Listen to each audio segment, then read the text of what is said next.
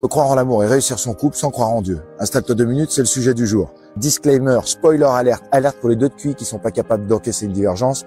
Ceci est mon avis personnel. T'es libre de pas le partager. Si t'as envie de dire ce que tu en penses, tu peux venir dans les commentaires, mais gentiment.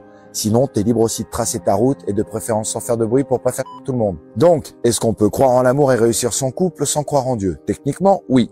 Mais psychologiquement, émotionnellement et existentiellement, c'est une autre paire de claques. Parce que sans une transcendance, sans quelque chose qui te dépasse, tu fais du couple un contrat, pas une alliance. Et les contrats, mon gars, ça se rompt dès qu'il y a un manquement ou une clause non respectée. C'est froid, c'est légal, c'est stérile. L'amour sans verticalité, c'est juste un échange de bons procédés avec des sentiments entre deux failles narcissiques.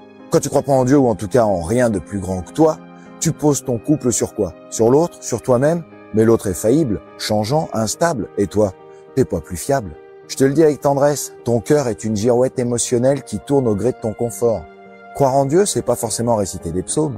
C'est croire que le lien est plus grand que les deux personnes. C'est pas juste deux individus qui s'aiment tant qu'ils se trouvent mignons. C'est deux êtres qui acceptent de mourir à eux-mêmes pour faire naître quelque chose de plus grand. Sans sacré, pas de sacrifice. Et sans sacrifice, pas de solidité. Alors ouais, tu peux essayer de construire un couple sans Dieu, mais prépare-toi à le gérer comme un projet, pas comme un mystère. À mesurer, comparer, optimiser et te lasser dès que ça ne te ressemble plus. Parce que l'amour qui dure, c'est pas celui qui te correspond. C'est celui qui t'élève. Et pour s'élever, faut avoir les yeux fixés plus haut que son propre nombril.